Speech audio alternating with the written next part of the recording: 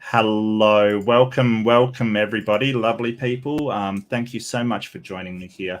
Today we're talking with one of my good friends and just a really awesome guy by the name of Atheist Junior. I just want to bring him on and welcome. AJ, welcome to the room. Thank you so much for joining us here. I really appreciate it. How are you feeling today? I'm good. I'm happy to be here, Mark. Anytime, that we could hang out. I'm more than happy to. Well, I feel like when we have a room, I don't get to talk to individuals as much, and it's sort of about the topic. And I really do like diving into people's worldviews and what they think and how they think, and it's very, very fascinating to me. I hope it'll be fascinating to our audience, but I find you're one of the people that I find really interesting. Your rise through YouTube has been kind of meteoric, like really, really fast. And I want to know how you feel about that. Like, do you have mixed feelings? Are you very happy about that? What's your feelings on it? I know 100% that there's ups and downs. Like, there's advantages to growing really fast, and there's some disadvantages because one example would be the bigger an audience you get, the just based on probability, the higher amount of like shitty comments you're going to get or bad people in Right. the audience, and uh, I dealing with burnout is something I deal with. Like, it Hmm. is something that I'm conscious of. Like, I'm really happy with the video that me and Paula Gia and a bunch of other people, Miss Parker, Mark Stoney, a bunch of other people Yeah. worked on that just came out recently. But it was a lot of work leading up to that video, and Mm. uh, the research was very in depth. But shout out to Paula Gia. He's just a great guy and a great guy to collaborate with. Yeah. So Yeah, absolutely, and that was a great video. I did enjoy it. But you sort of mentioned the shitty comments, and so how do you square those away? How do you deal with them yourself?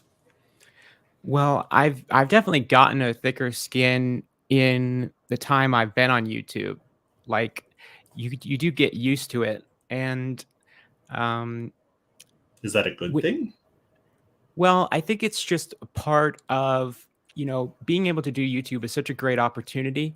I think it's just something that goes along with the territory. It's something that Mm, obviously nobody should be harassed, but you're going to have people. Obviously, people are free to leave comments right. and disagree with me. It's just that, people speculating on your sexuality and stuff like that is kind of Yeah. I don't know, it's just stupid. Um, and sometimes I delete stuff. And I think if you're a channel owner, then that's fully your right. If you don't Mhm. want that type of comment in your platform, then you shouldn't have to tolerate it.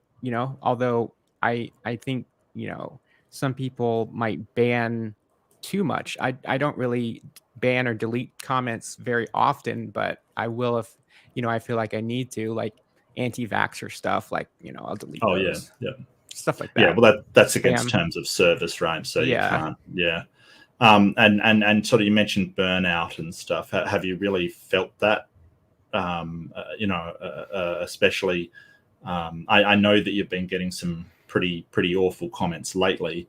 Have you felt that a lot more recently, or what was the time where you felt that the most?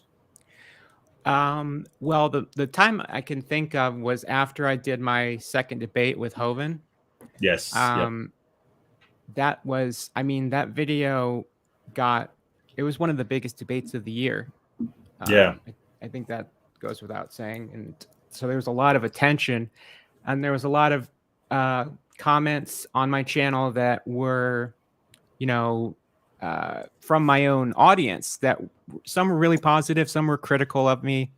Yep. And, I just had to step away from YouTube for a little while for my own mental health after that. And Mm. it wasn't just because of YouTube. I also had some, personal mental health stuff, but Sure, yeah. that's the time that I can think of. But my audience was super supportive, which is really Mm. good. Yeah. So that sort of um, being able to turn it off and go away would be your sort of way of coping with that kind of that kind of burnout. It's just, hey, leave it, come back to it. It does sound like a pretty good strategy. I do notice that sort of being here, I sometimes go, no, I'm not going to check comments today, and then I find myself checking comments and going, the lure of it is something that I've only recent. Do you feel that as well? It like kind of sucks you back in to that Yeah, world. definitely. Yeah, But that's why I think it is sort of necessary to be able to have a sort of a thicker skin. That way I can check comments and not have to sort of dread it. I can just check it because usually the comments that I get that are kind of negative are from Kent Hovind fans. And usually I just tell sure. myself, Yep. this person believes that the earth is 6,000 years old. So I'm not going to put very much Right. stock in what they're saying. And the Loch Ness monster, presumably. Yeah. So Yep. yeah. What do you think's the best comment you've ever received? Like, has there been any that have really, really hit you as that's why I'm asking is I got this comment that just said I'm glad you exist to me, and for some reason that just it hit me really hard, and I adore the person that sent it. Just something so simple. Um, and it really hit me as so genuine. Has anything hit you like that you can remember, or is there so many that you couldn't pick one out? Well, I know that there have been some. I don't remember what they were off the top of my head because they were like really long, detailed comments. But I usually like comments where somebody tells me that they uh, were laughing at one of my videos. And I can remember one comment that somebody told me that they were in the hospital recovering and they had been watching my videos and that helped them. You know, obviously that's a difficult time.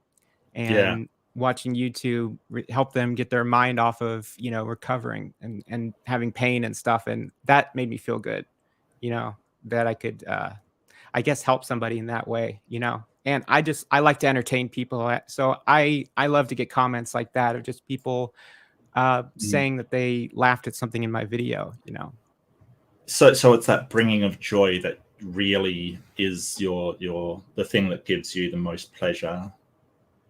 Absolutely. I think sort of getting people to think and getting people to I'm not the funniest guy out there, I must admit, but I do like getting people to think and consider things. So I think we're slightly different, but that's wonderful, AJ. I really like that.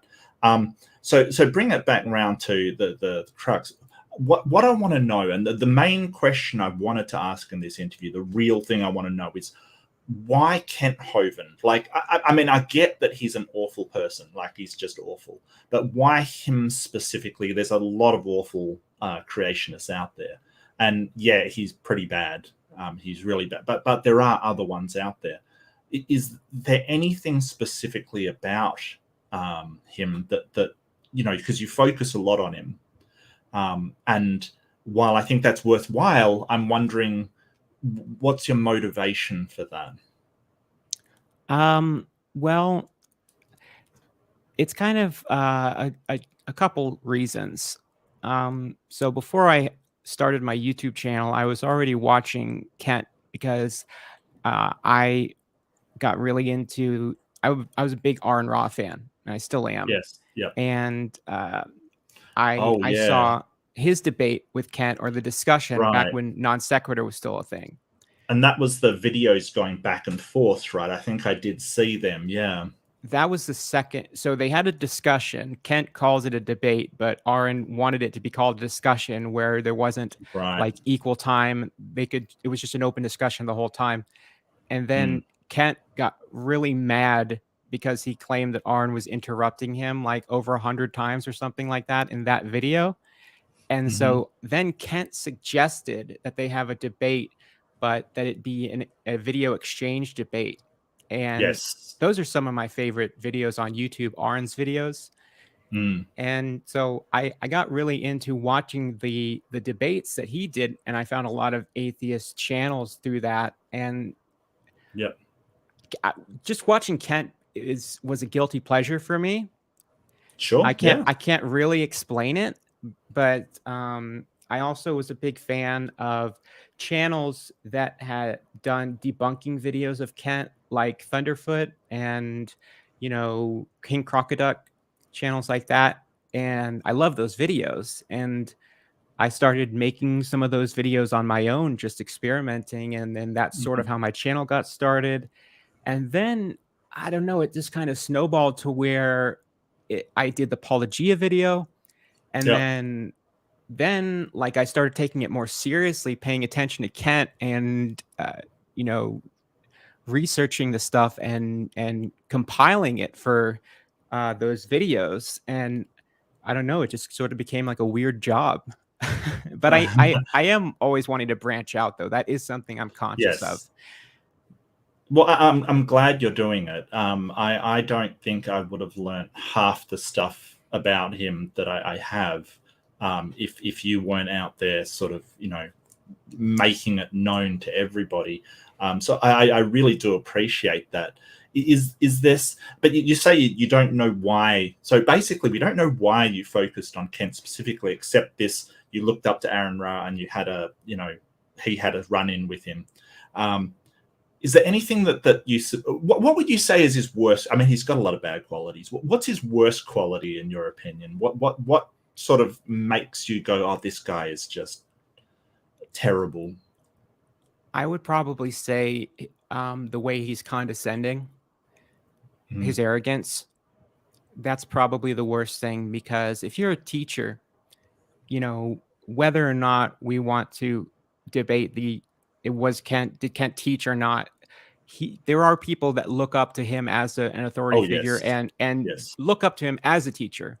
So if you're going to be a teacher, I don't think that you should be arrogant and looking down on people that are your students or whatever.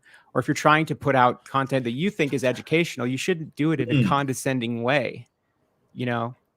Especially when you don't have scientific facts like he Right. does. Right. That's I guess I have met quite a few teachers that are condescending, but they've at least been right about what they're talking about instead of Right. That's what makes it 100% even wrong. worse. Right, Is right. he's No, I get that. arrogantly wrong. He's like Yeah, wrong, but he's arrogant in have you ever been in an argument with somebody where you know that they're wrong, but they're so convinced that they're right, and they're yeah, like, that's frustrating. And I think yeah, that's frustrating. And yeah. that's why people respond to him. That's probably why I did it, because he challenges people. And Mm, maybe this is a mistake on my part, but he's always challenging people to respond to his claims or whatever, or debate him. We've both yeah. debated him multiple times, Oh yeah. and so that I'm sure that plays into part of the reason, because he's very like confrontational, like "come at me, bro" type Right, that person. debate bro culture kind of Yeah. thing. That culture has been, sort of gaining traction on YouTube. What do you think about the whole sort of debate culture, debate me bro stuff that's sort of, you know, wandering around YouTube at the moment? Well, I mean, I think that YouTube debates about science or creationism, religion, atheism, or whatever, they're strictly for entertainment purposes. I don't think that any science is being settled in these debates. I do think people have their minds changed sometimes when watching these debates. Sometimes if that happens. Um, but I feel like there's a crisis of opponents when it comes to Christians. I'm just wondering, like, when you have opponents like Kent and Mr. Batman, your last debate with him, it's like, Mm, or Nephilim Free, or it's like yeah, they're it, they're just really bad. yeah. They're really bad. I look on my sort of history of debates, and I struggle to find people that can sort of present the Christian worldview in a way that's actually challenging. You've got people like Gavin and Praise, and even Maddox. Maddox doesn't want to debate God. He wants to debate intelligent designer kind of thing, because, actually saying, hey, this Christian God exists is too much of a stretch, which is strange, because they'll go around saying it. And I don't know whether this annoys you as well. They'll go around saying it, but they don't actually defend that concept. They defend something else. They defend a deistic God instead of a Christian God, which is odd and weird. But, I think it's just the burden is too far. What do you think? No, I agree. And this has been pointed out before that in some of these arguments with these people, you could say, well, even if I grant what you're saying is right, that would only get you to a deistic God creating the Right, universe. right. You still, even if you know what you're saying is true, it doesn't prove that it's your specific God. Mm-hmm. And this has been pointed out, and I find it to be kind of, I guess, hypocritical, because Maddox is the best example, but these people who Right. want to argue for ID, but they don't want to specifically say it's Christianity. And that's what the proponents of intelligent design did in the courts. They didn't want to, they were trying to hide the fact that it was Christianity specifically, Right, that it was right. just a gussied up creationism with science word salad put on it. And the court saw through it. They said, that's its roots are definitely in Christianity. But the Bible says to preach the good news to every creature, to tell everybody about Jesus. The reason for your hope. Yeah. Yep. Yeah. And so it seems like that's a failure of doing that. At least, well, you could say, Mr. Batman is not very good in his debates, but, at least he's specific about what his beliefs are. Yep. I could give him credit for that. I believe it's 1 Peter 3:15. It's always be ready to give the reasons for your hope, and also it says do so with charity and kindness, or something along those lines. Which do you feel that we see a lot of charity and kindness from the Christians that we debate? Well, Sal is nice. That's true. Yeah, Sal is a lovely guy. Yep. Yeah. Not especially, but that plays into what you're talking about with the culture of debating, and it is confrontational. So that kind of makes sense. And, we have in our heads what we think a Christian is supposed to act like, but most people aren't like that way. They're not like Mormons, they're still everyday people. But I don't. I mean, if you just look at the Mr. Batman debate, I mean, it gets to the point where people can't even follow the rules of the debate or debate about the actual topic. It becomes a real problem.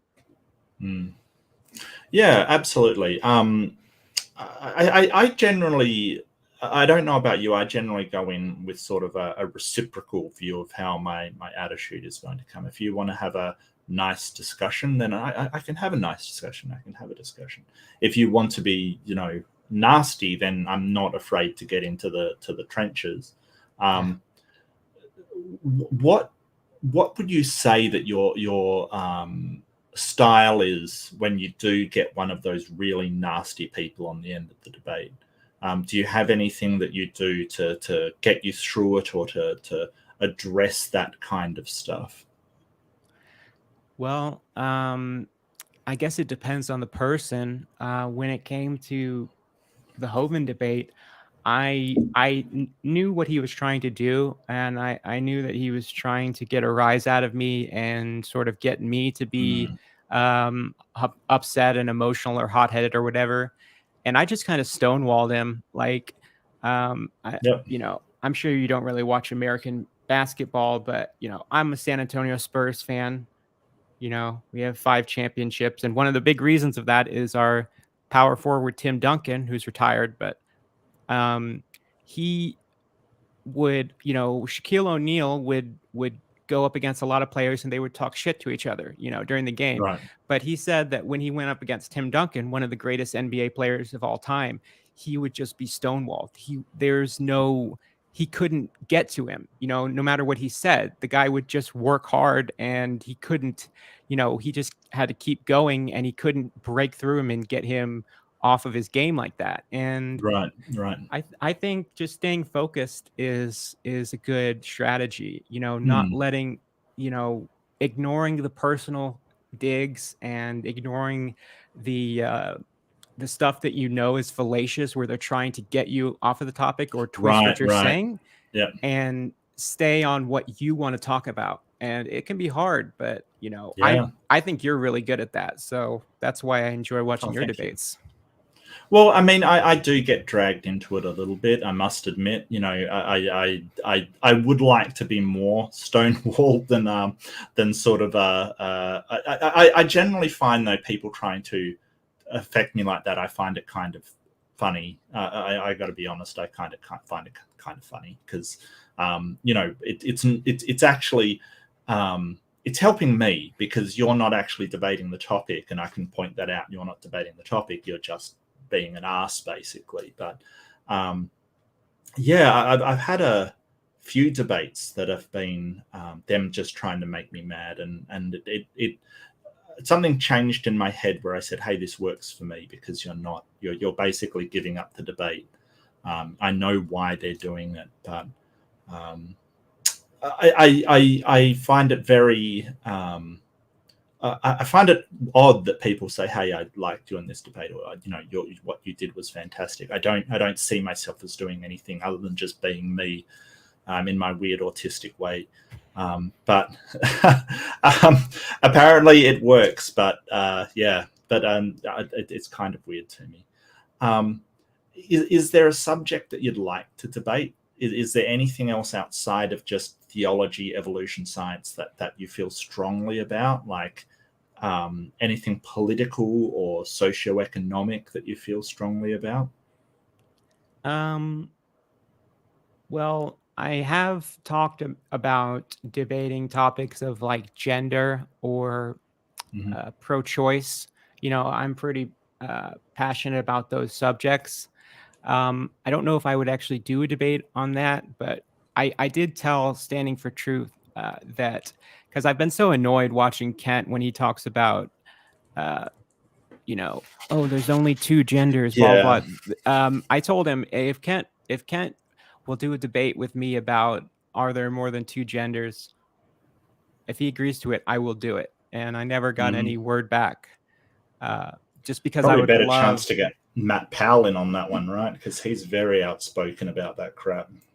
I've tried to get Matt Powell to debate me several times, and he will not Right. do it. He Yeah. won't do it. He's had 8 debates total. He keeps flaunting the fact that he made the Raging Atheist cry in their debate. Um, you know, uh, but he won't debate you. I mean, he's never debated you. No, I've. I've asked Donnie to set up debate with him and Mm. me.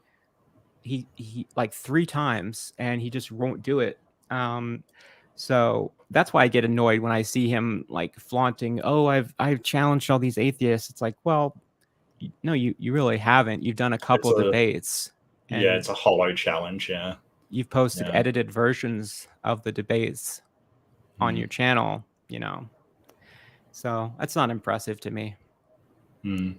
No, I agree. It's not impressive to me either. It actually shows an incredible insecurity for someone to go, "Oh, I challenge anybody to come back," and then you're sort of, "Well, I won't take a debate." Well, why are you challenging people then?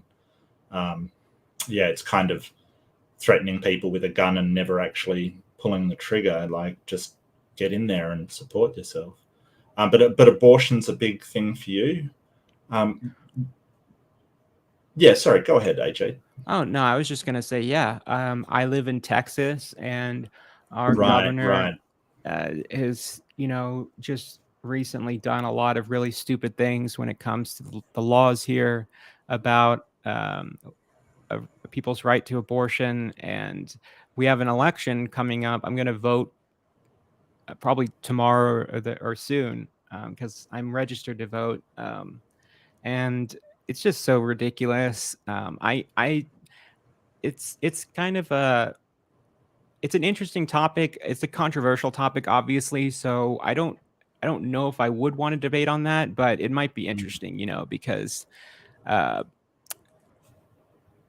I just, I mean, not to get on a soapbox or whatever, but I find it really annoying. I've watched some debates, like Marco Rubio debated his opponent, and they got on the topic of abortion, and he kept saying how, oh, she won't say what, you know, what number of weeks she would support as a term limit. And I'm just thinking, like, that's because this arbitrary number of weeks that Republicans want to put on, like our Governor Greg Abbott, I think did a 6 weeks, something like that. And you can't put an arbitrary number because it's not going to match every single pregnancy, Right, right. you know. And most of the time, you know, somebody's not even going to know they're pregnant up At until 6 weeks, point, yeah, a lot of absolutely. times. And that's why it's annoying. It's kind of a straw man argument, like saying, oh, well, like I saw a Fox News article or video that said, oh, this person dodged the question about if they would support this term limit. And it's like, well, it's a stupid question, you know. It's, we Mm. shouldn't have an arbitrary number. You can't put a number on it for every person. Right, right. Do you think it's that they don't understand the actual science of what they're talking about? Do you think that they, because 6 weeks is almost nobody is going to know they're pregnant at 6 weeks, right? I think that part of it might be that there's definitely some evidence of that, but you know, some people say that they do it deliberately to be cruel, you know. I don't know. Right. So to sort of say, well, we've given you what you've wanted, but it isn't really, you know, helpful in any way. It's sort of an empty gift kind of thing. Yeah. They, you know, they just want to, they don't want to give up an inch, you know, because it's become a political football where they know that they're going to score points with people like Matt Powell and Kent Hovind. There's a lot of voters who are Right. like that, who any type of any support the other direction is going to anger them, you know. But a lot of them don't understand it, you know, and because a lot of it's male politicians who don't Right. have an understanding of the you know, the specifics of that. And Yes. Yes. yeah. Where do you lean politically? Like, if you don't mind me asking.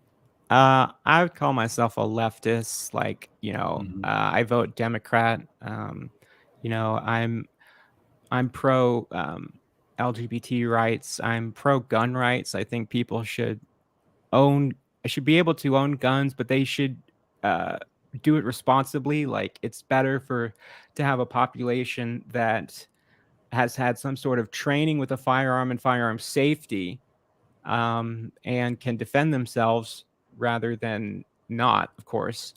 Oh, that's where we're going to disagree. We can definitely have a debate Well, over that one, AJ. okay. Well, I am Texan, so Well, no, um, yeah, that's fine. I am strongly anti-gun, so there's a well, disagreement. that's how Australia is, you know. Sure. Um, Yeah. I guess I'm a pragmatist, and I speak from the Mhm. idea of our country already has so many guns in here already that I guess that I like the idea of people knowing how to handle one safely, since, you know, our country is already so full of them. We're not going to get rid of them the way Australia did. I don't think that'll ever happen. So I think Mm. people, it's always better to be educated about stuff, you know, even if you don't own one. I Sure. think, Sure. uh, Oh, and look, I'm not saying that the US and Australia are analogous. There's a lot of differences between us, even though superficially you'll say, hey, they're both Western culture. There's some major cultural differences that I've noticed between the two countries. And it's strange. The US sort of has I find it hard to describe. It's this idea of elitism. Like, if you made it to the top, then you deserve to be there, kind of thing. This very elitist mentality, while Australia doesn't. Not to it still does, but not to the degree that America does. It yeah. values people trying and failing, basically, whereas the US has sort of a, well, if you fail, it's your own fault and tough luck kind of thing. Yeah. And I will say to the person in the chat, I know that Democrats aren't leftists, but I was only Yeah. saying that I'm going to vote Democrat because obviously I'm not going to vote Republican. You know, Yeah, well, it's let's be fair. The Democrats may not be leftist, but they're definitely to the left of the Republicans. yeah. So if I guess I'll say a couple more things. Like I'm definitely for the reform of our illegal immigration system in America. I think it's really mhm, terrible. Um, I mean, these countries are so destabilized already that you have a lot of people who are refugees or they're seeking asylum in America. And our system of immigration, legally immigrating, can sometimes take up to 10 years. And mm, so when people are in an emergency situation like that, it's no surprise that they're going to do it illegally. And it seems to me that our government is more secured with putting men with guns on the border than they are with fixing the actual problems that cause people to want to illegally immigrate in the first place. right. And, you know, there are statistics about the number of people who die of thirst trying to cross the Mexican border into Texas. It's really fucked up. Mhm. There's this charity called Border Angels that goes and leaves gallon jugs of water out in the deserts of Mexico Does that for those. annoy some Republicans? Does that I'm sure it it does? does, but that can So the literally be the mm, difference between life and death for some of these life, people. right, right. I hate to think it, but I think that sometimes that some people in Texas would rather they die. Um, that's how it feels to me. Although, what do you think? You're obviously somebody in Texas. Well, I wish that maybe it's idealism, but I wish that more could be done in a joint effort between the United States and Mexico, or between North America and South America, to do more to make it so people uh, have more stability and safety in their home countries, and they want to Mm, live there. yeah, Because obviously, if you reduce that problem, that's it's like treating the root problem rather than trying to treat a symptom of the problem. right. And you know, the like I said, if you make it more viable for people to do it legally, then you also decrease the number of illegal immigrants. But you know, like you were saying, like the Republicans, it does seem like they care more about saying, "Oh, we deported this number of illegal immigrants, or we stopped this number of illegal immigrants," and there's the whole thing of separating families at the border, which Trump did a lot, but it was started Yeah. under Obama, and Mm. it's just a messed up situation. It's really unfortunate.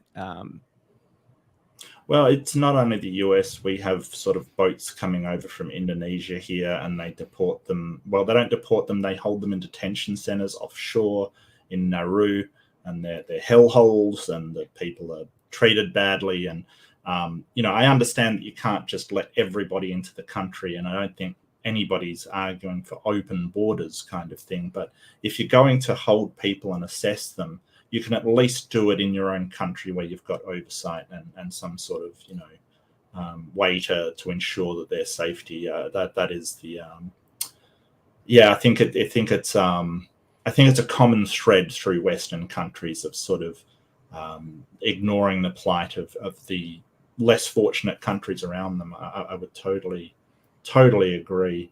Um, you did mention sort of legal immigrants, but what are your feelings on illegal immigrants? There's a lot of people in, say, California and places like that, right, that have come in illegally. Um, and so, what's your feelings on that kind of thing? Well, I mean, it's a complicated situation because you know they have this term like anchor babies, where you have somebody who did commit a crime by crossing into the country illegally, but then they have a child once they're in the country. Sometimes they're pregnant when they're crossing, and that child Right. has done nothing wrong. They haven't done anything illegal. Do they Mm, deserve to be sent back to a homeland that they have never known? They've grown up right. in America. Right. Should they be separated from their parents? I mean, that's a really difficult situation. And the Mm. people doing that, I think they know that it's a lot harder for the law to do that, to separate those people or to do things when a child is involved. That's why they call them Mm. anchors. It's kind of a nasty term, but that to me that shows how desperate the situation is. Right. And I don't really have there's not really going to be an easy answer to that situation. I think it's going to require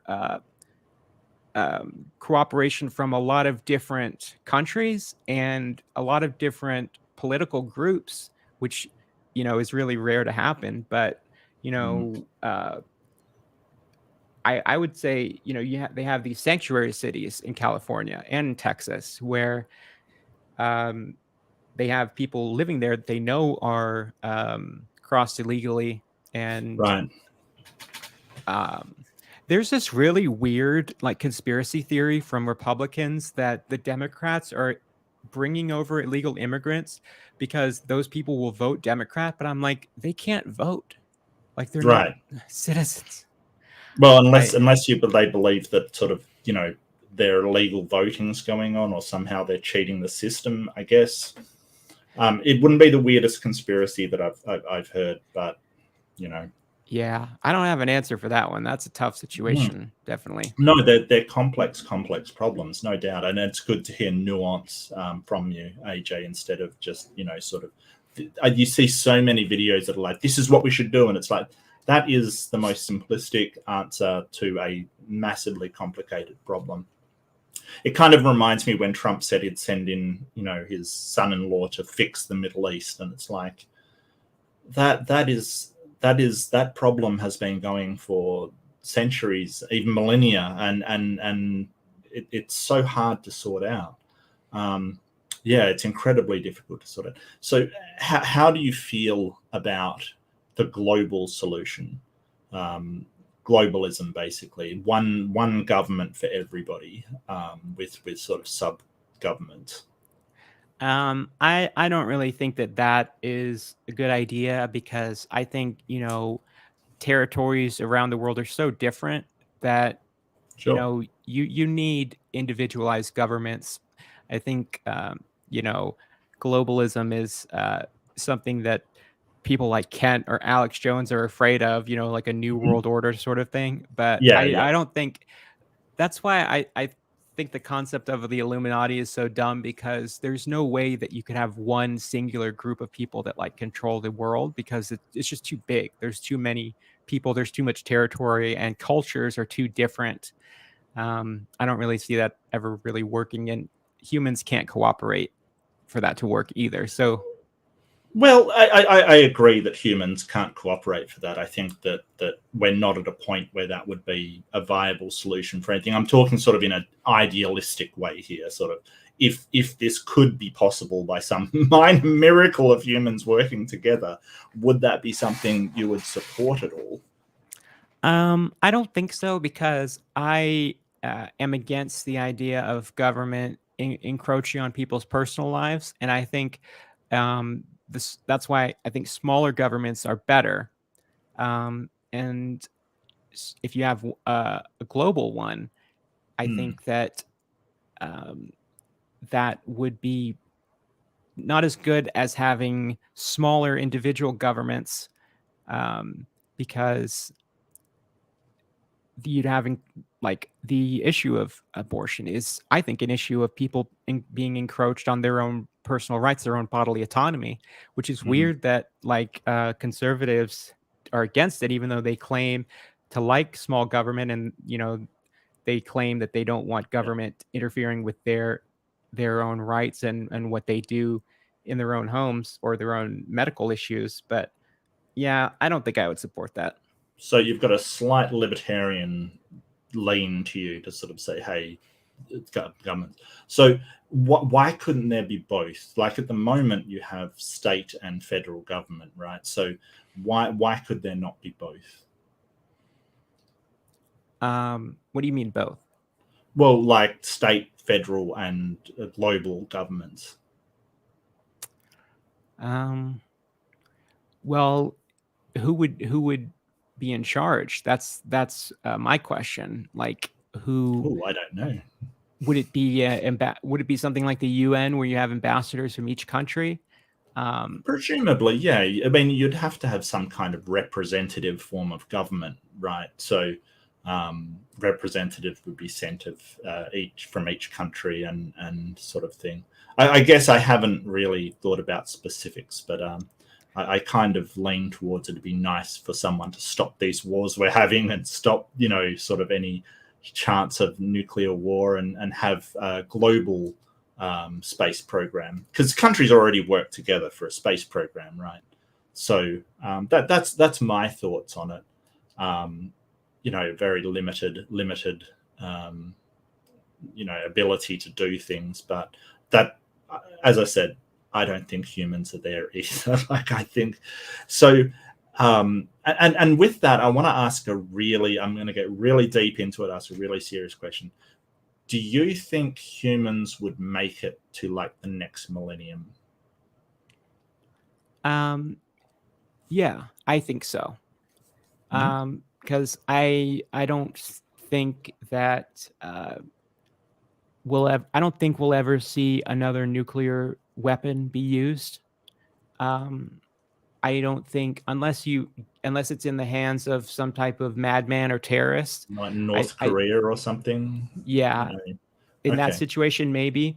I think after what we saw with Hiroshima and Nagasaki, I don't think that will ever be used again. So I don't see humans wiping themselves out that way as something that could happen. I mean, it could happen, but I don't think it will.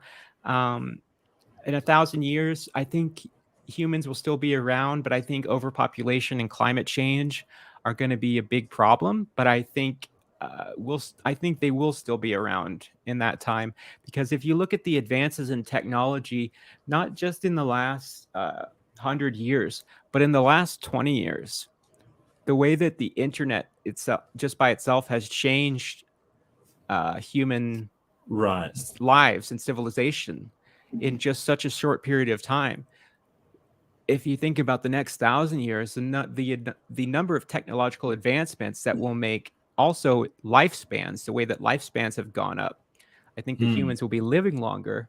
And I do think we'll still be around, but I think that at some point overpopulation is going to reach a critical point, and either humans are going to have to evolve to live in the sea, or we'll make some moon bases or something. Or Mars or whatever, you think? Yeah, maybe. So by live in the sea, what do you mean by that? Like, Grow gills. Why would overpopulation cause you to live in the sea? Well, because there's so much more water on Earth than there is land, and I'm half joking, but the Earth has so much more water that the land is being taken up by cities and countries that are expanding more and more. Like, we've already got like 7 or 8 billion people. Yeah, I think China's developing offshore islands because it's sort of, but I don't think the major problem is the physical space for people. I think it's the drain on resources That is that's another going to be thing. the problem. Yeah, I think that we can fit everybody in. It's just the resources that we have are not going to last. Have you ever played BioShock? I have, yes, I have once. I wasn't a great fan of it, but it did have a great story. Yes, the underwater city. I can't remember the name of it. Rapture. Right, and sort of that pseudo religious kind of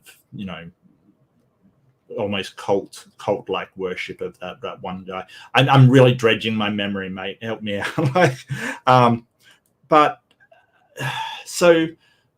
Do you think climate change is going to stop humanity, or do you think we can overcome it? What's your feelings on it? Well, I don't think that we can overcome it by, all of us recycling a little bit more, like you and me doing it, and like driving hybrids. Like, that's not going to be enough.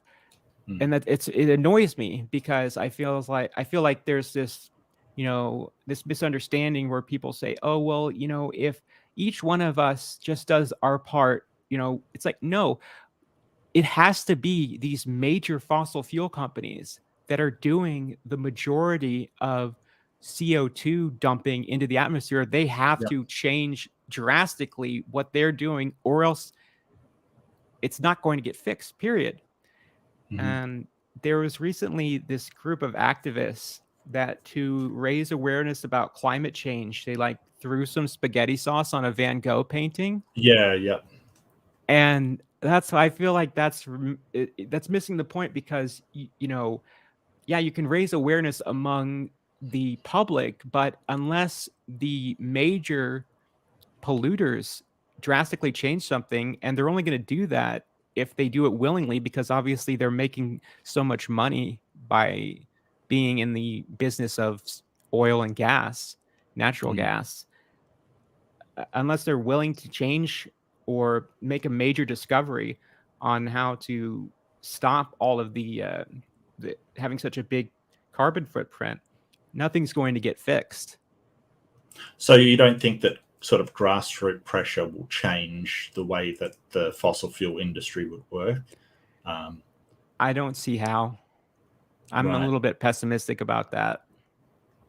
Well, presumably it would be the people put pressure on the government, which then enforce some sort of legislation to, change the way that they're happening. But you don't see that as happening at all. Well, I mean, we all have to get around. We all drive, or most people drive cars that are not hybrids. I think if they made hybrid cars a lot less expensive, that would be a start, Right. because I think there's very intentionally been a push to make those. You notice how subtly this happened, where cars that are electric cars or hybrid cars got to be seen as luxury cars, like Yes. Tesla. I think that's stupid. They should have affordable hybrid cars so everybody can drive one. It's just, that's really dumb to me that they're so much more expensive. And I think they did that on purpose, because they know that they're making more money with, if people are getting gas Right. and filling up their Well, tanks. and yeah, the fossil fuel industry has no intention of having electric cars outsell the normal cars. So, how do you feel about the sort of theistic position that is, it doesn't, to me, it seems like it doesn't really matter from their point of view, because they're going to be saved or taken to some place, or there's another world. How do you feel about that? Yeah, well, I mean, in the Bible, it says that they're going to create a new heaven and a new earth, right? Right. So, like, Kent Hovind says, "Oh, well, it's all going to burn," like. So the only thing that matters is spiritual things, or things that Christians think are going to be eternal.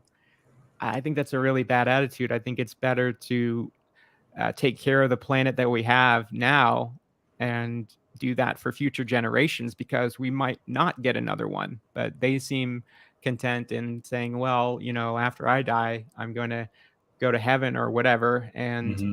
at the end of creation anyway, there's going to be a new earth created, and God already destroyed the earth, or most of everybody on the earth, with a flood one time. So he said that he wouldn't do that again. So God, we're in God's hands, he'll take care of us, sort of thing. I don't agree with that. How do you think the best way to get through to those people is, if any at all? um I think, like you said, having reasonable conversations with people, just telling them, like talking openly and saying, well, you can talk about what you believe. I don't believe that, but I'm willing to Mm. talk to you in a way that's not mocking, or me trying to put you on display and make fun of you for having these beliefs, because, Right. atheists are a minority. Mm.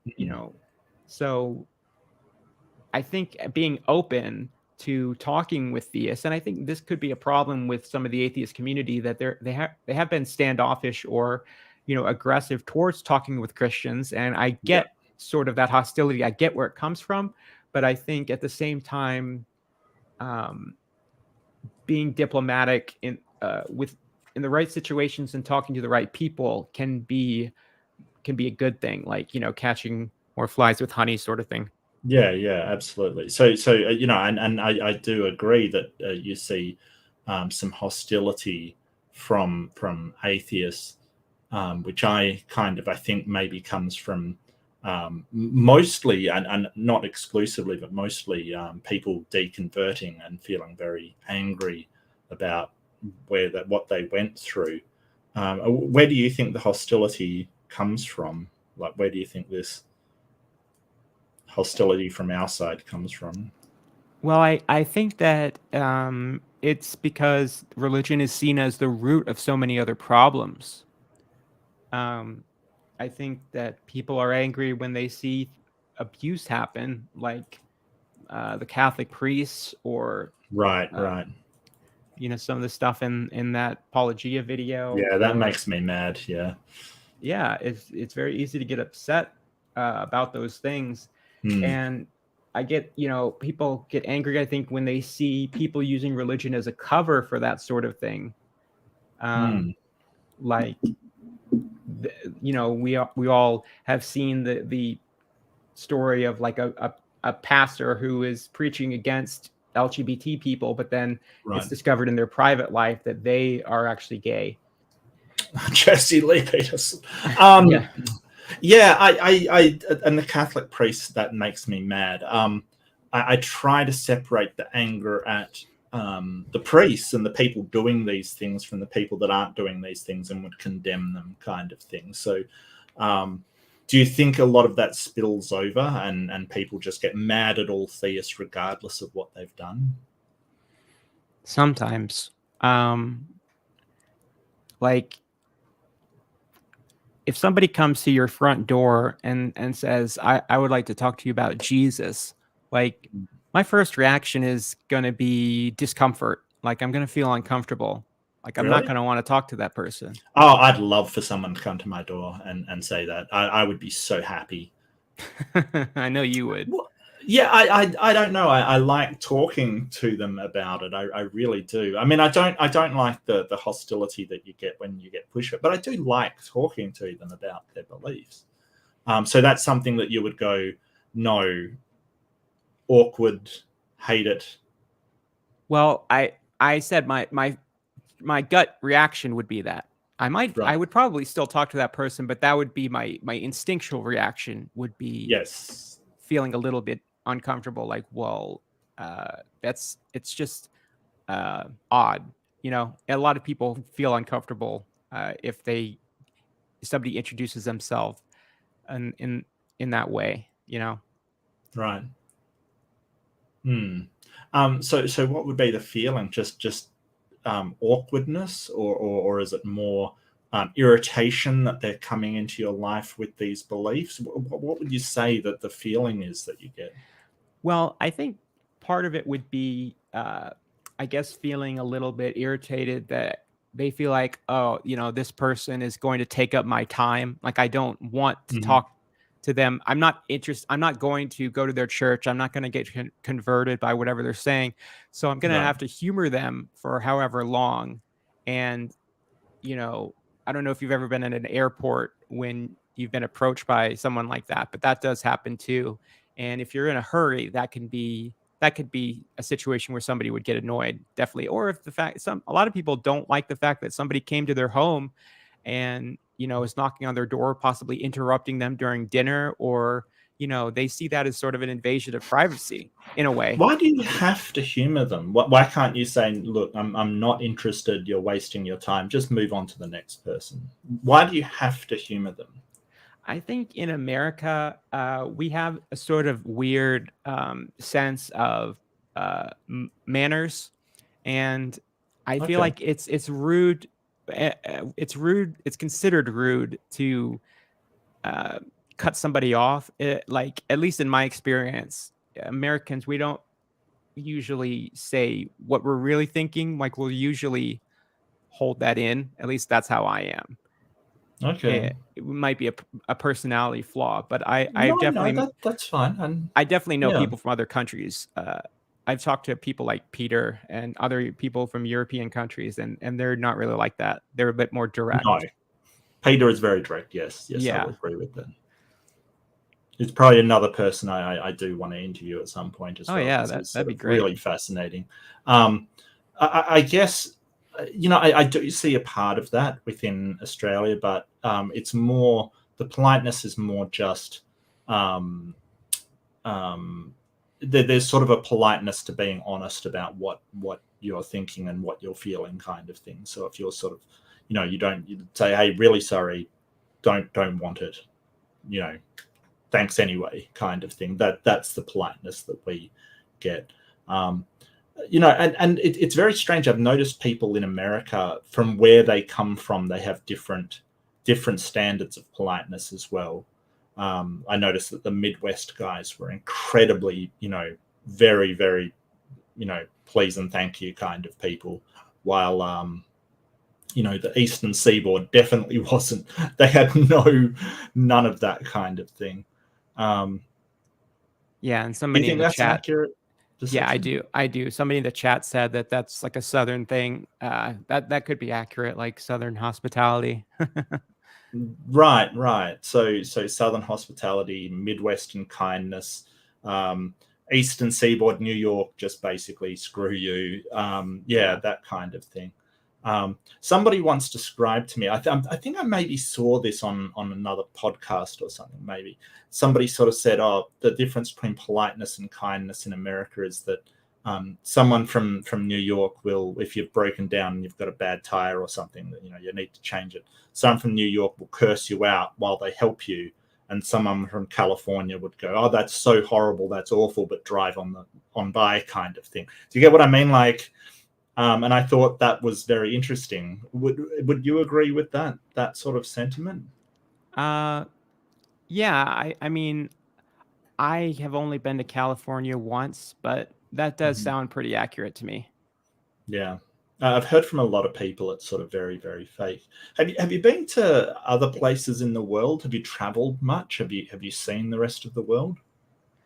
I've never left America, but I have Mhm. been to I've been to New York City, um, Portland, Oregon, Mm, California, Las Vegas, all over Texas. Texas is a right. huge state. Um, Mexico. I lived on the border of Texas and Mexico for a few years, Mhm. but South Padre Island, but I've never actually been in the country of Mexico. Um, yeah, that's about it. So I've you've never, had the American experience, yeah. yeah, never left the country though.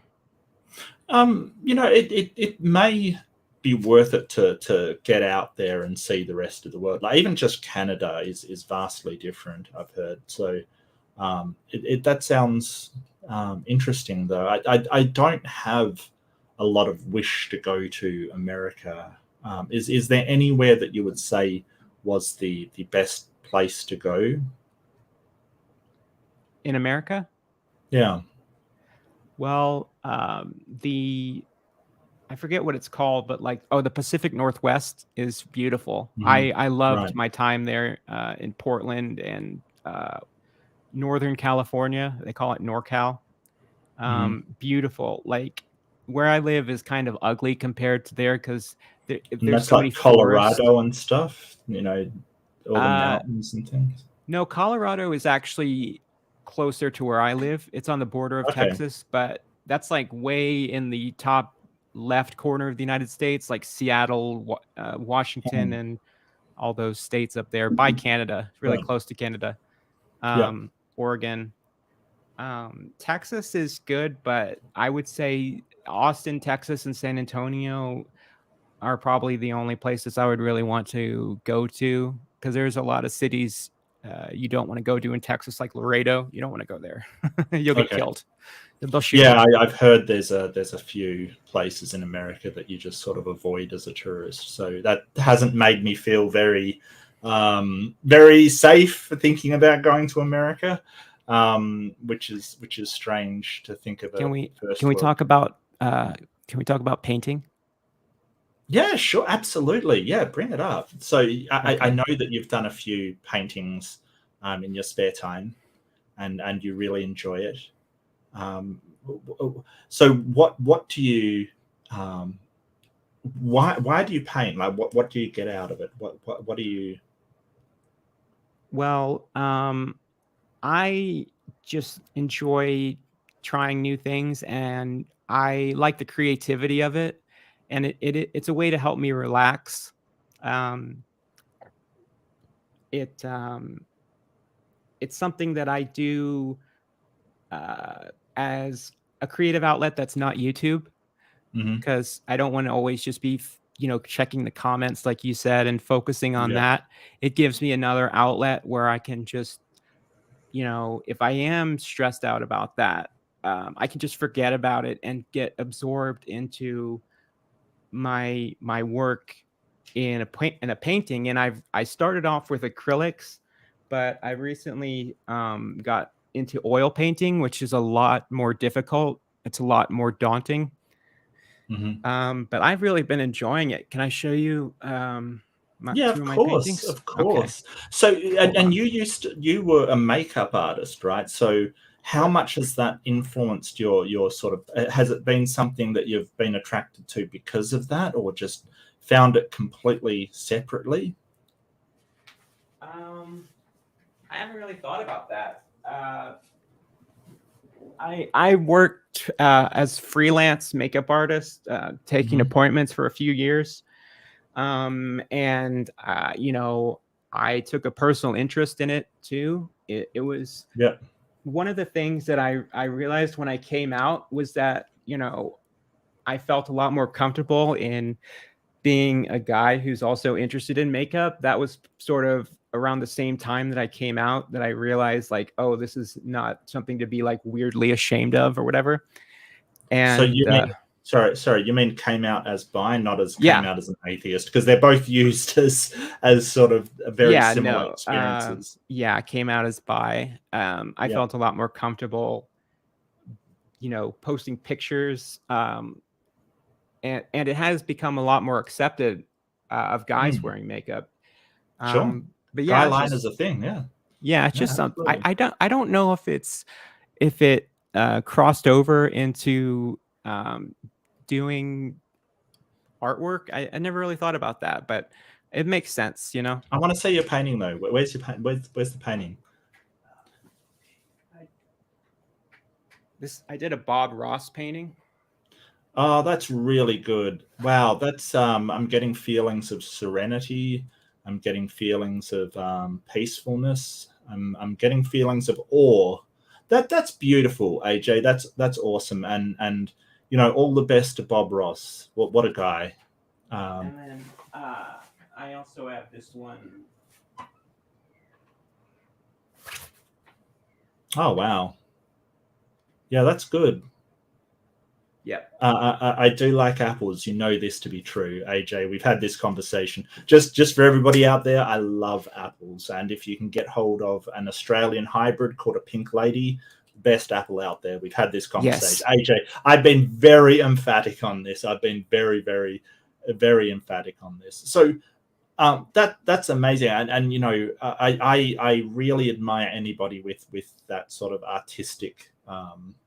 That artistic bent, because I'm sort of artistically challenged. I'm useless at anything anything artistic. I'm terrible at. So that's amazing, AJ. I'm really happy. So what feelings do you get when you do these? Is it sort of just a peacefulness?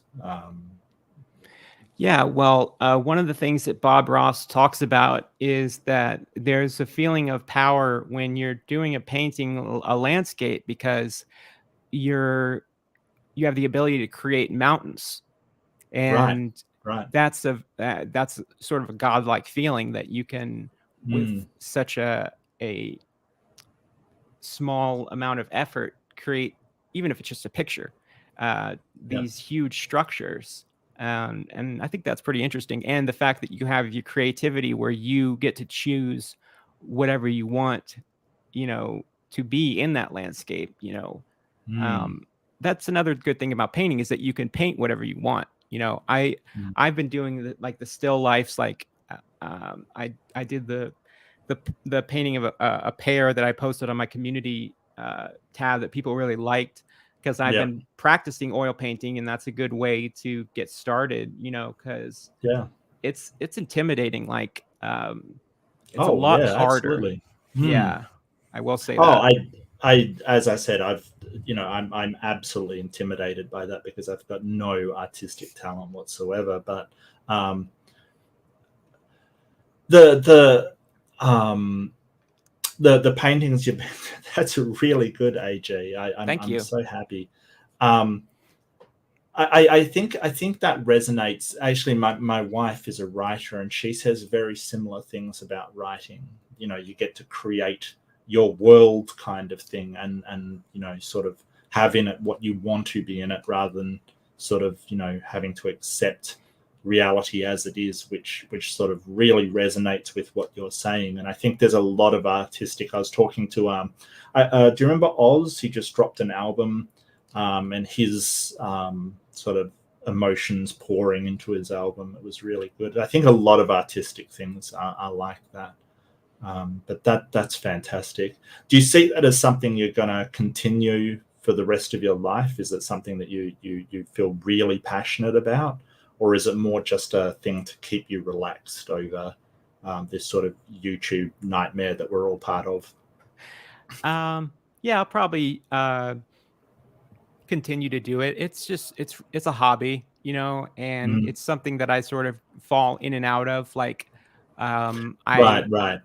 I was painting a lot with acrylics for a while, and then I kind of stopped for a few months, and then I got back into it.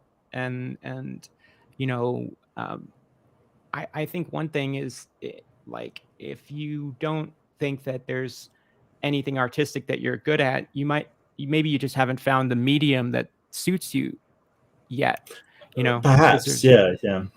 there's so many different ways that so many different medium that you can use. That's why it's fun to try different things. Mm. Um, you know, I might want to take up sculpting sometime, or Right.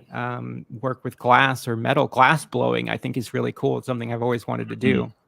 Um, Well, I mean, I've watched that show on Netflix called Blown Away, kind of thing, and they do amazing things. It's sort of a competition. If you haven't seen it, it's actually pretty amazing. Um, yeah, I've enjoyed it, but I can't see myself doing that. But that's something you'd like to try, is glass blowing. yeah, I've always Okay. just thought it looked really cool. Hmm. Have you ever painted miniatures? That's something I used to do when I was a kid. No, I haven't, but that is also something that I've watched some YouTube videos on, and it does look really fun, like those So Warhammer yeah, figures. Warhammer 40K and stuff. Yeah, yeah.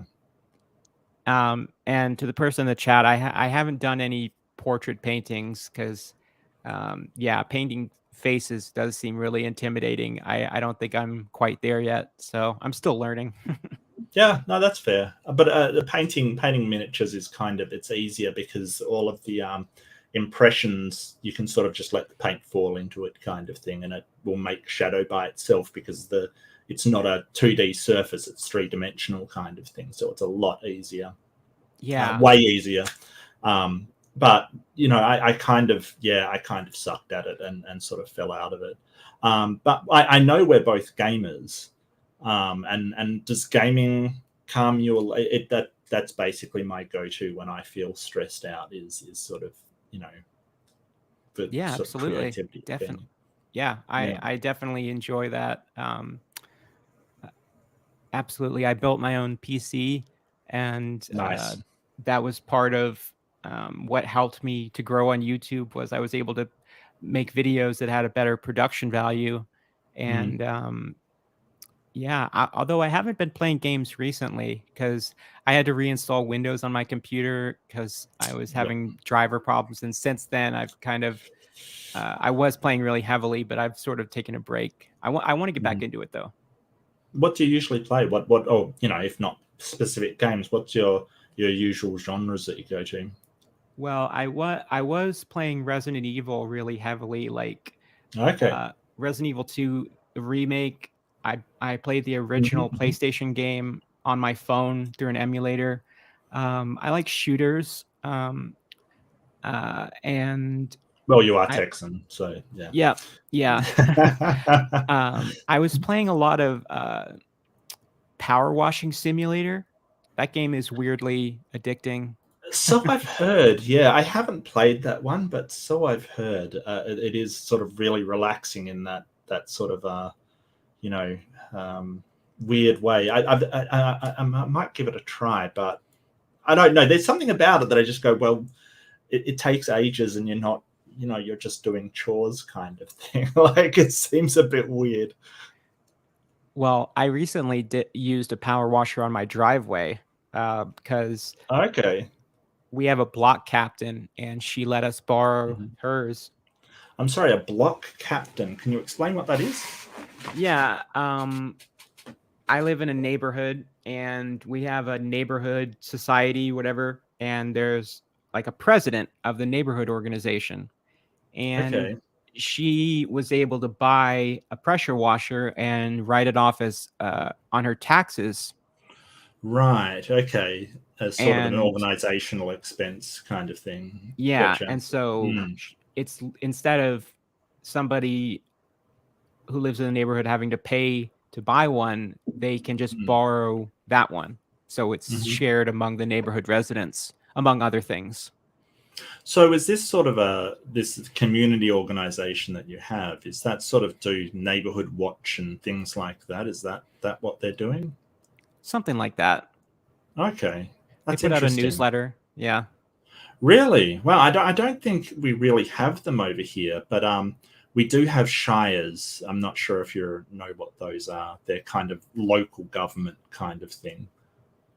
So every area will have its shire, and that shire will have a government with management, and they take care of trash and certain things, sort of community events and things like that. But it's weird Yeah. that you've got an unofficial version. Well, I think it's pretty official. Oh, okay.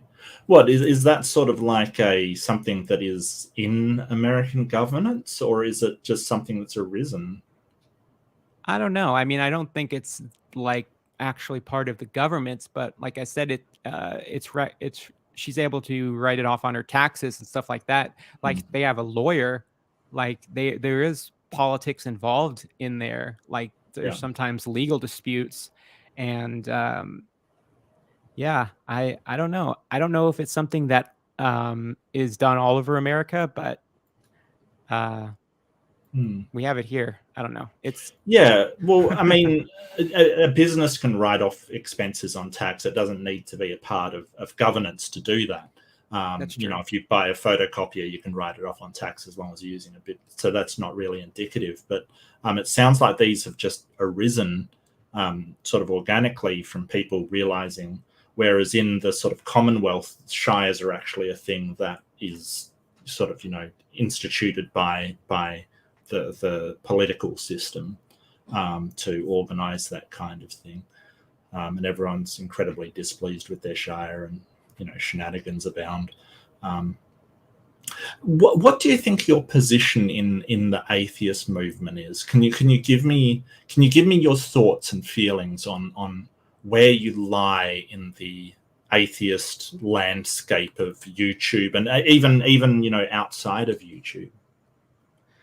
Uh, well, my channel is smaller. I'm a smaller creator, but I have been able to make some waves in the atheist community. Like when on my Twitter, I had that I put out that video about that sermon that Matt Powell did, and then Yeah.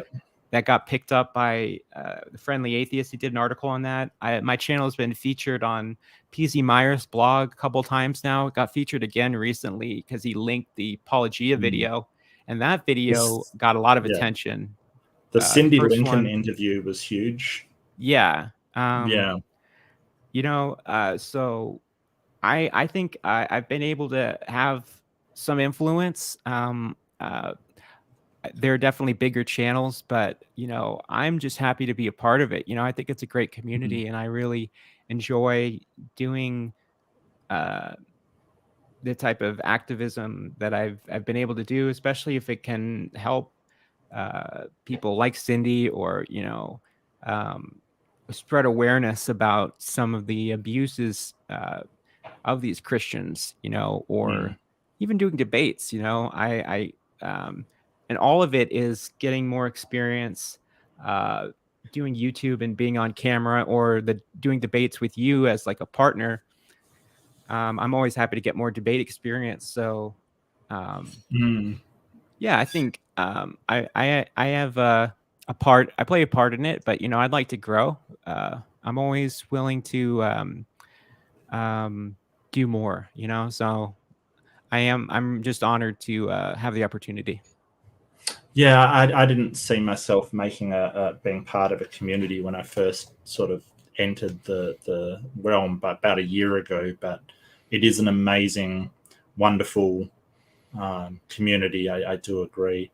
I do think that you have a really bright future ahead of you, AJ. I think you do amazing work, and it's one of the reasons why I wanted you on here. I wanted to really talk to you about sort of where you came from, and what you saw as important, and what you saw going forward, because I really respect your positions on it.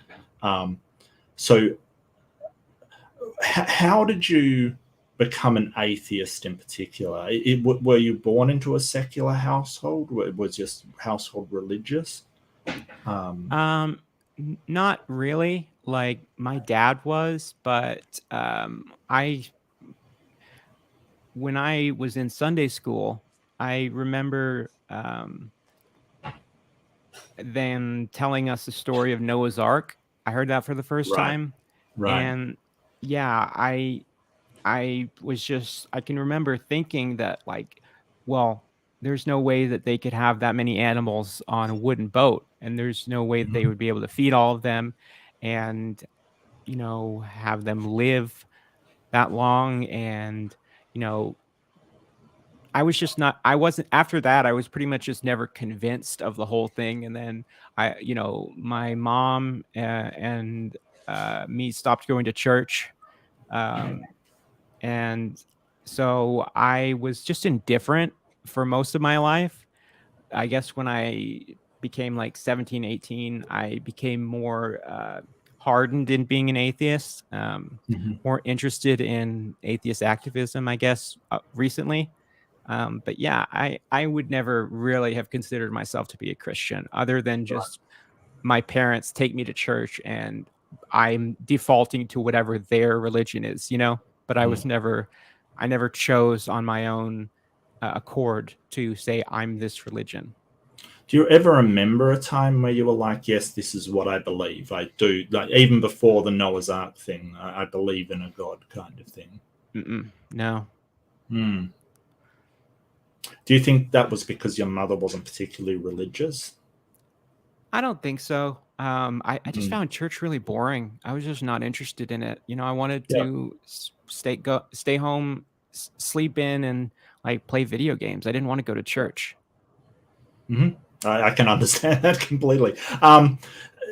Is there any beliefs that you had that later on you sort of went, it's weird that I believed that? Is there anything else that you would have said throughout your life that you had a belief in that you then reconsidered?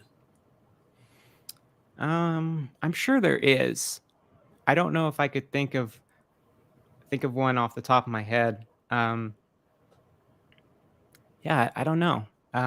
Probably, but nothing Hmm. major like that. You know? Yeah. Yeah, I'll have to think about that one. Yeah, because I mean, I sort of make no bones about I came from a sort of secular household, but my mother did believe in astrology and basically woo, just general new age woo. And I did believe that for a long while actually. So I would happily admit there's things that I've been completely wrong about. So what's interesting to me is that you've sort of started out from well, I'm not going to believe this stuff. Did you really latch onto science, or is there anything else that you latched onto when you were younger that sort of made you doubt or didn't convince you of religion? Well, I guess the problem of evil was something that even as a young kid I thought about. Right, right. Yep. And I can remember another reason was when I first learned about stars changing. Like when I first learned that the sun is going to become a red giant, like I was distraught for like a week when I was a kid. I was like, I can't believe that they just told us that the sun is going to swallow up our entire planet and it's going to be destroyed. Like it really affected me, you know? And part of that was me thinking, well, you know, how could like it doesn't make sense that a god would create the earth if we're just going to be destroyed later. And to me, that sort of suggested that maybe we live in a more indifferent universe rather than one that is where we're all special and the earth is specifically created for Right, humans to live on. That was something I thought about a lot. right, right. It's kind of, yeah, it's sort of hard to screw that sort of scientific objective sort of fact about the world, being destroyed by the sun is sort of, well, if there's a god, why doesn't he just stop that? Why? Yeah, Um, and the Holocaust when I learned about that. Yeah, so I might take some questions from the audience, but I just have one last question of my own. I know I've just been peppering you, AJ. That's sort of the idea of the interview, and I found it really fascinating. And again, thank you so much for coming on. I just want to know, like, where would you like to see the atheist movement go? What would you like to see out of the whole thing? If numbers or anything wasn't a problem, what would you like to see happen? um Gee, that's a tough one. I guess I would like to see the number of atheists increase in my country and all over the world. Really, that would be a good thing. Um, Mhm. and because I think if you look at countries that are more secular, they have higher rates of literacy and lower crime rates. I mean, it's debatable if that is because there's more atheism there. But I mean, if you Yeah, compare it to a country like Saudi Arabia or the deep South in America, and you look at the murder rates, um, it's either way. I would like to see those numbers go up, um, and yeah, I guess just more people getting interested in science. Uh, maybe less of a focus on saying that you only people with degrees should be able to talk about science or be science communicators. I think the general public can get involved, even if, because not everybody is going to have a science degree. I think right. if we can increase the general public in getting interested in science and definitely more understanding evolution. I've talked about this on my channel before.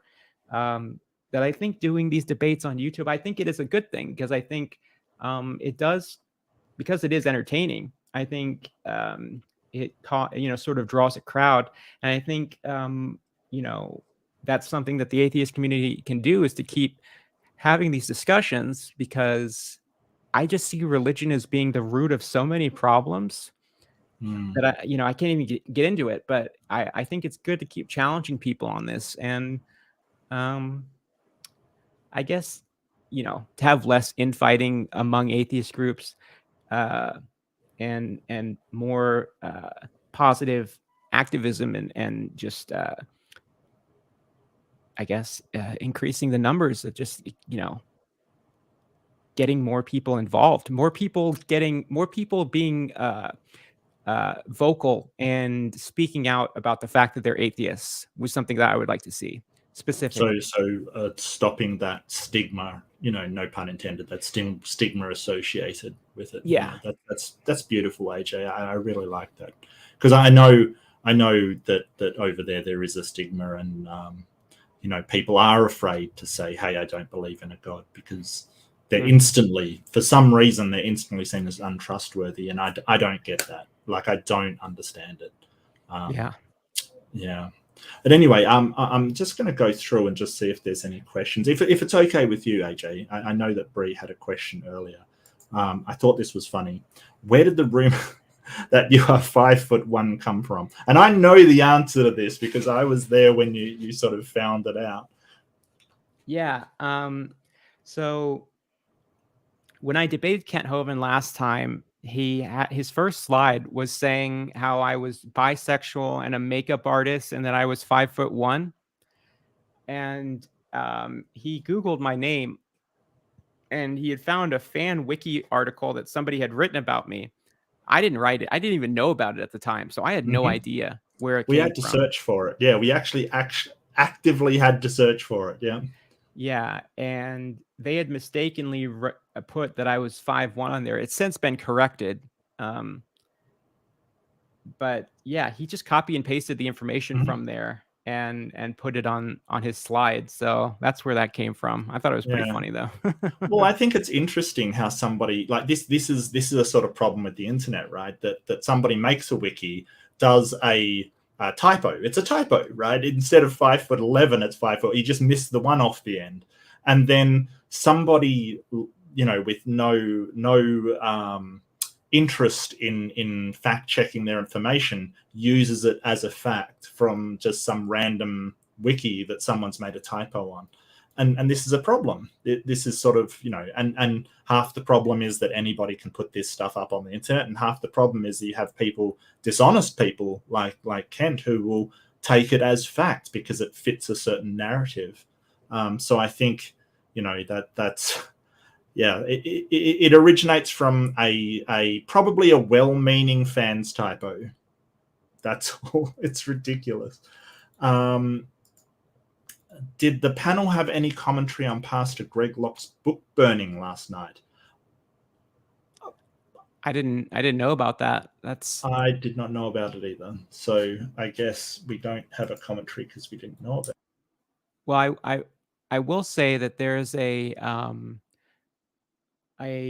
little monument. I don't know what you'd call it. I think in Europe, somewhere by Paris or some country around there, and it's a little underground thing where they have a carving where it's meant to look like a bunch of empty books, and it says where they burn books, they'll also burn people, and it's a memoriam of the Nazi book burnings.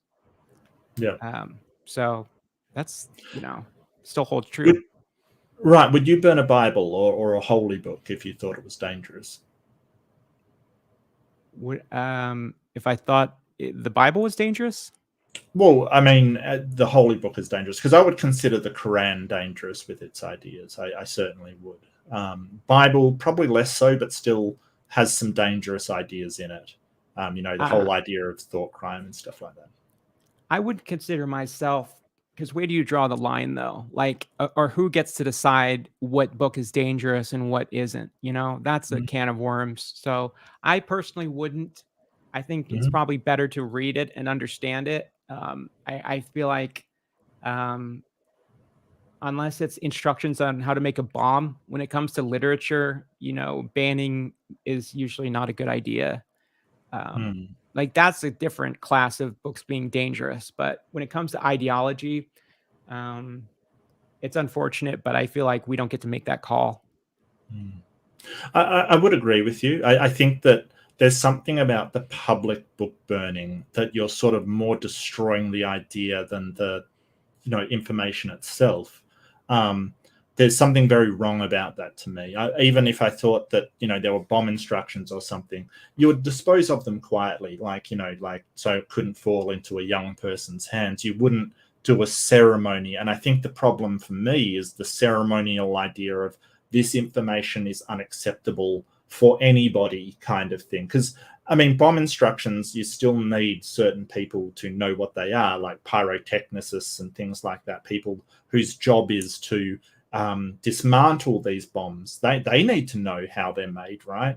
So I think it's so I've looked up a little bit of information because my Google flu is very advanced and I'm very quick. So apparently it's the QAnon pastor Greg Locke. What a guy. I thought it would be burning Quran or something. No, he's burning Harry Potter and Twilight to fight demonic influences. So my opinion on that is seriously, dude. Not Guy's a clown. wow. I just that's weird and odd and that's something else. Wow. Yeah. Thanks for bringing that up, Bree. That's oh yeah. No, she goes on to say ridding the world of Harry Potter and yoga pants. Yeah. I mean, what can I say? All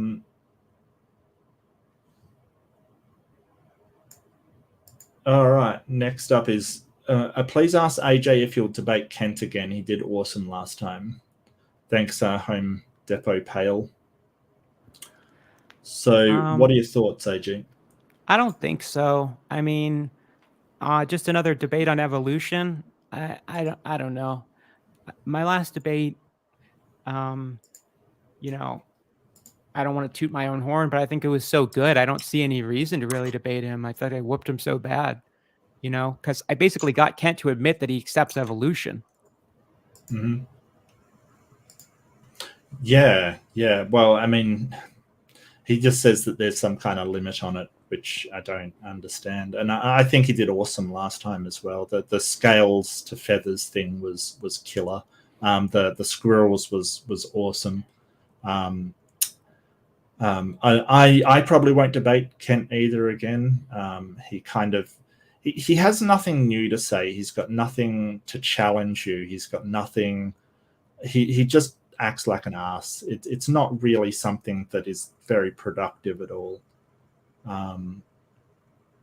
Yeah, and I feel like he just did a video about me where he keeps using my last name, and I don't know, just based on that, it's kind of like fuck you. Like, why should I debate you if you're going to keep doing that?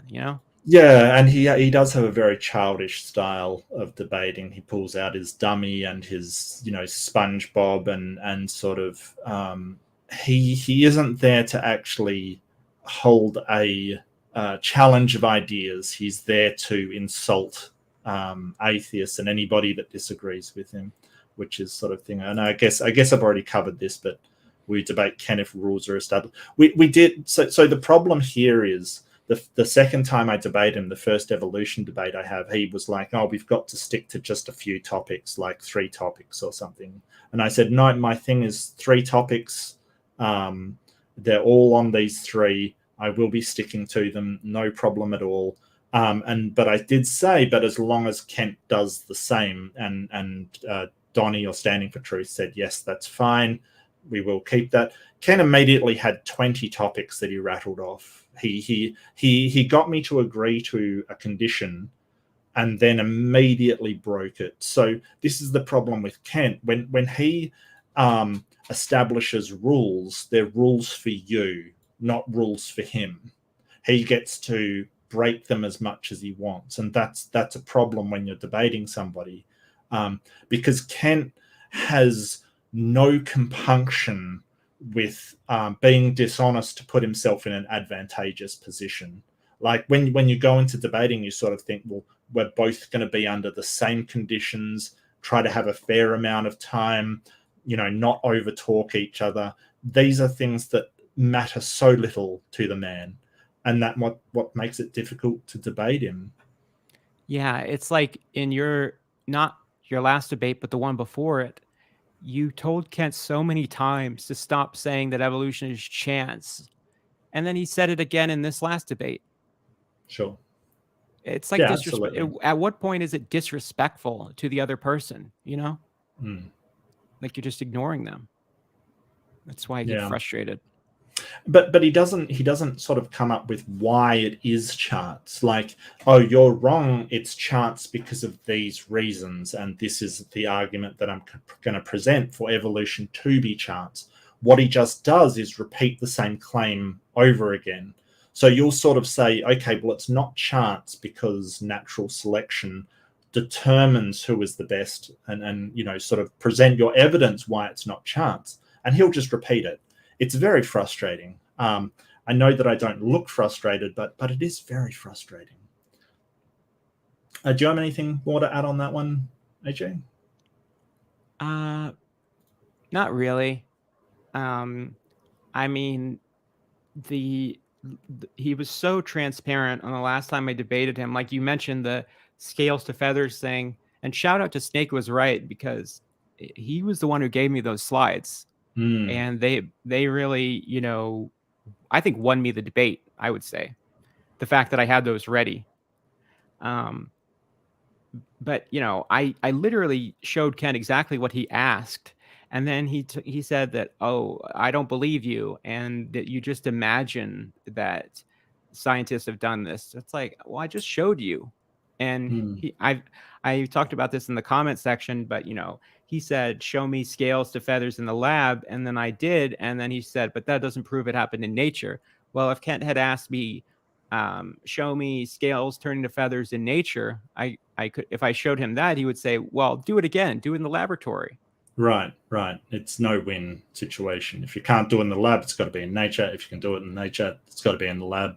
That just shows that he's not doing this in an honest way. It's just, tails you lose, heads I win sort of thing. This may not be to you, but it's very interesting, and I want to bring it up. Do you think evolution has a directionality? It's a very good question. I think that natural selection does. I think that it doesn't have a directionality in that animals are always trying to get bigger and better and stronger. It's just it is it's going to work with whatever it has to do the best it can to survive, and anything that doesn't make the cut goes extinct. That's why so many animals have gone extinct, is because nature is really brutal. It's very difficult to survive. So that's why we see such specialized body plans. And yeah, I think it has a directionality, but not the way the creationists think. Yeah, so I would absolutely agree. It doesn't have static directionality, like it's aiming for intelligence. I don't think that's the case, but it does aim for survival. So whatever survives and flourishes. It's kind of an interesting question, I think, because sort of with the advent of modern medicine, we've kind of interrupted that process, which was a fascinating topic I could talk about for ages. But yeah, I don't think we're aiming towards some specific goal. It's just whatever aids our survival. And I truly think that community and social constructs aid in that survival process for humans. So that's what we're headed towards. Yep. Big Bad Mama, always a pleasure.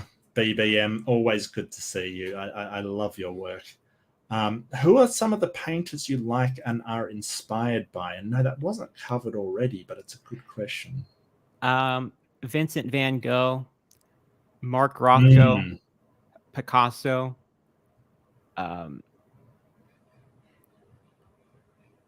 Rembrandt. I like abstract art. Like I didn't show this other painting I did that's just Oh, well, we'll really show it. weird. Definitely show it. Yeah, yeah. Come on. This was just me fucking around and kind of learning how to use my oil mm, paints, but it's like, yeah. I like modern art. Like that's why I like modern art, is because I don't have to worry about it looking like something. I can just experiment. mm. And so that was like the first one I did, so I could just experiment and learn how to use the different paints. But yeah, I think Van Gogh is probably my favorite. And I also like Bob Ross, if that counts. You know, he's not a classical Sure, artist, but yeah. sure. Absolutely. And Um, I, Monet. I, I Monet, yeah. I definitely do like Van Gogh. I think my favorite painter is Evard Munch, who painted the Scream. I think that painting, it is the most emotive and it's the most significant to me. There's been a couple of times in my life I've looked at that painting and just said that just speaks to me of how I feel, kind of thing. I think that painting is amazing. It's a shame someone stole it, but whatever. I do also. I love. I don't sure if this counts as a painter as well. I love MC Escher. I love his stairways that are illogical and paradoxical, and the two hands sort of drawing each other. I think his work is just incredible. Yeah, I also like Francis Bacon and Francisco Goya. Uh, and how do you pronounce this guy's name? Bakinski. He's called the Nightmare Artist. He painted some really fucked up paintings. But have you ever? Oh, so what about Yeah, Salvador Dali? Now that yeah, you mention it, yeah, I loved his work. Yeah. absolutely. Mm. The melting clocks was one that I really loved. The idea of time melting is just amazing. Yeah, the persistence of memory. Okay, okay, I haven't heard of him, but yeah, that's really cool. I'm gonna share my screen. Yeah, Well, yeah, go for it. that's what that one is called. The melting clocks. Yes, persistence of memory. Yeah. So, yeah, can you add my screen share? Yeah. So this is Bakinski. He is dead now, but he's a Polish painter. He lived during World War II, and a lot of his paintings um, have to do with well, he doesn't say that they are specifically had to do with Nazis, but a lot of them where he Mm. uses blue, Prussian blue. If you It's very know the melancholic, isn't it? It's very Yeah, yeah. if you know the story of like the gas chambers and the blue color Mm. that was left behind by the chemicals they used, that there's a video on YouTube called The Nightmare Artist about him that's really interesting, and his paintings are really really awesome. Mm. That's really cool. Yeah, thanks for sharing that. That's awesome. Just looking for more And questions. I think we've got through all of them. If I've missed something, do tell me, chat. I really want to give you a chance to ask AJ while we have him here. But again, AJ, thank you so much for coming on. I think I said it would be an hour and a half. It's actually an hour, coming up to an hour 45. So thanks for hanging in there. And I really appreciate it. I really do. Is there anything else you'd like to add? Maybe I do want to grab your YouTube and put it in the chat. So while I'm doing that, do you have anything else to add or tell anybody about what's coming up for you? well, I will say you can check out my Patreon. It's patreon.com/Atheist Junior. There's some rewards and tiers on there. There's some videos that are not on YouTube that are only on my Patreon. I've published some of them, But yeah, I do put videos on there exclusively, and there's some other rewards and stuff. I have channel memberships now. Um, yeah, I'm not actually sure. I'm wondering. I've been thinking a lot about what my next video is going to be, because the last project was so huge that now that it's been posted, Right. I haven't even been thinking about what I'm going to do next. So yeah, I don't know. Big Bad Mama will have to help me with that one. Well, have you been thinking about any more collabs? I think that's sort of the way I'm thinking, is more working with other people. I think your Pelagia video just sort of inspired me to sort of really collaborate with my peers and the people that I respect so much. Do you have a Patreon link I can throw out there, Atheist Junior? Well, I don't. I'll add the link. Maybe I'll put in a good word with you for Pelagia. I'll tell him to do a collab with Oh, you. that's okay. I don't know. That would intimidate me so much. Like he seems like a nice guy, but I feel kind of intimidated by that a little. Well, my subs tripled the first video we came out with. They tripled in like 2 days. Yeah. Wow. Wait, are you a mod on here? If not, why not? I put the link in the private chat. Okay, I'll put it into the normal chat. So that's AJ's Patreon. I do want to link him because he's spent his time with us here and generously donated his time. But yeah, I'd love to see more of your stuff, AJ. I think it's amazing what you've been doing. I've loved. Oh yeah, you do have a wrench. Good. No, I've loved what you've been doing. I really enjoy that you've sort of stood up to the bullies that are Kent and Matt Powell. I famously hate bullies. I hate people that shove around, people that are vulnerable. So I really do appreciate everything you've done, and I really admire you standing up for Cindy and standing up for the people that are the victims of these kind of attacks. So kudos, AJ. Thank you so much for being with us. Thank you for everyone in the chat for joining us and sharing your time to listen to AJ and myself. I hope that you've sort of gotten a bit out of it and gotten to know AJ a bit better. He's a great person, and I've really enjoyed having you on. I've got to do more of these because I so enjoy them. Is there anything else you need to add, or anything else that you'd like to mention? No, I appreciate you asking me some tougher questions or some deeper questions. I think it was an interesting discussion. I feel like I only just managed to scratch the surface, though. I feel like I can never spend enough time with certain people who are fascinating to me. It feels like I've just gone. I want to pry deeper and get to know your worldview and your philosophical stuff. I know that you're not huge on philosophy, so I've kind of not delved deep into that. But I think I've gotten a lot out of it. So thank you so much. And again, to the audience, thank you for sharing your time. And we will kick it off here. Thanks, everybody. And do have an amazing day, night, evening, afternoon, morning, wherever you are. And be your best you. Thanks, everybody. Thanks, guys.